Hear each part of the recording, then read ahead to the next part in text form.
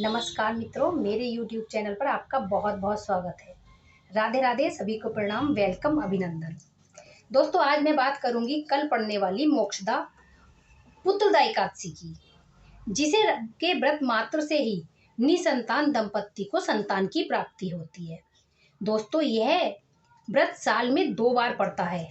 एक बार पौष मास की शुक्ल पक्ष की एकादशी को पुत्रदा एकादशी कहते हैं और दूसरी एकादशी श्रावण मास में पड़ने वाली शुक्ल पक्ष की एकादशी को पुत्रदा एकादशी कहते हैं। संयोग से ये दोनों ही व्रत जो रखता है उसके संतान की आयु दीर्घायु होती है और निसंतान व्यक्ति संतान कामना से यह व्रत रख सकता है।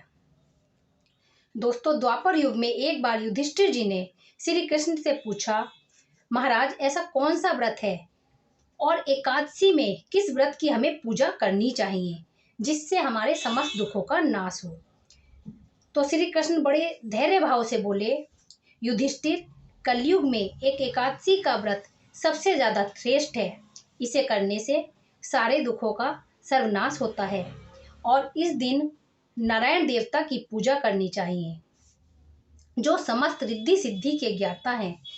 पुत्रदा एकादशी के समान संसार में दूसरा कोई व्रत नहीं है। पुत्रदा का अर्थ है पुत्र देने वाली, अर्थात निसंतान लोगों को पुत्र की प्राप्ति हो जाती है इस व्रत से। तो हमें यह व्रत जरूर करना चाहिए। दोस्तों, इस व्रत को सुनने और सुनाने वाले दोनों को ही संतान की प्राप्ति होती है और उनकी संतान दीर्घायु और यशस्वी होती है। तो यह कथा मेरी अंत तक जरूर सुने। कथा इस प्रकार से है। भद्रावती नगरी में एक सुकेतु नाम का राजा राज्य करता था। राजा की पत्नी का नाम श्रव्य था। राजा बहुत ही धैर्यवान, बलवान और शक्तिशाली था। राजा को केवल एक दुख था, उसके कोई संतान नहीं थी।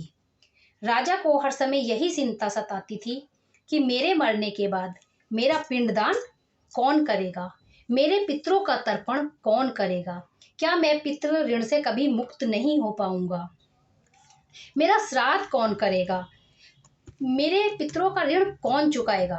मैंने अपने जीवन में कभी भी कोई पाप नहीं किया है, परंतु पता नहीं कौन सा मेरे से जाने अनजाने ऐसा पाप हो गया कि मुझे संतान की प्राप्ति नहीं हुई।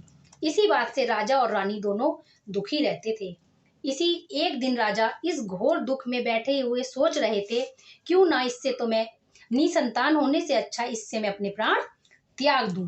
किंतु आत्महत्या का पाप सोच उन्होंने यह विचार अपने मन से त्याग दिया और अपने अश्व को लेकर दुखी मन से जंगल की ओर चले गए। जंगल की ओर चलते चलते उन्हें सुध ही ना रही। वो आगे बढ़ते चले जा रहे थे, आगे बढ़ते चले जा रहे थे।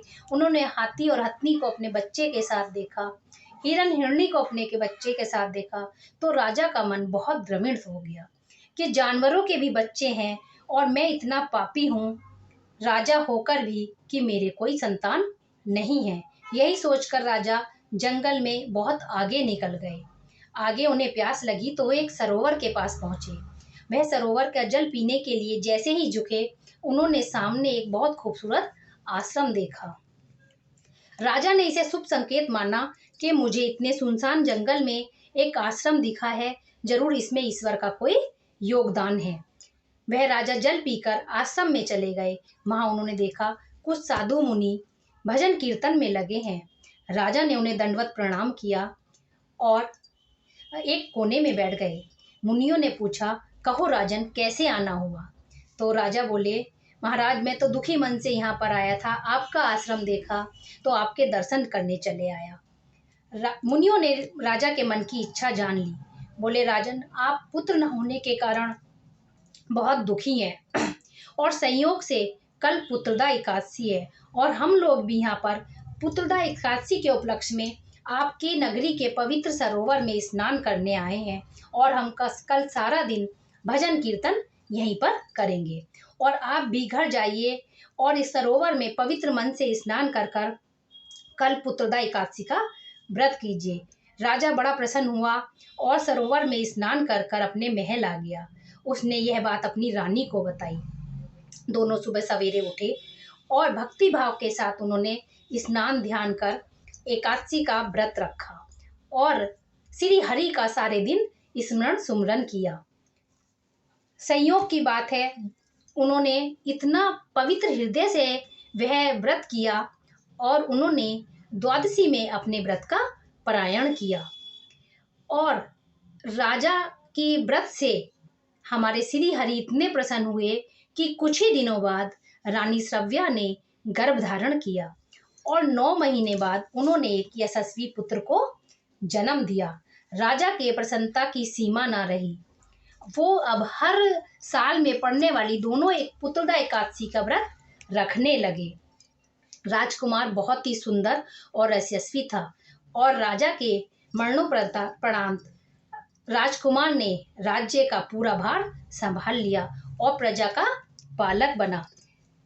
यह कथा पूरी होने पर श्री कृष्ण बोले, हे राजन, जो इस कथा को सुनता है और सुनाता है और जो यह व्रत करता है पुत्रदा एकादशी का, उसे कभी भी युगों युगों तक धन की और पुत्र की कमी नहीं होती। वह इस संसार में पुत्र पौत्र आदि के खुशियां पाकर परलोक में भी स्वर्ग को प्राप्त होता है। तो दोस्तों, कल पढ़ने वाली पुत्रदा एकादशी की कथा मैंने सुनाई, इसका फल आपको मिले और मुझको भी मिले, ये मैं कामना करती हूँ। फिर किसी नई कथा और वीडियो के साथ में उपस्थित होती हूँ। तब तक के लिए राधे राधे।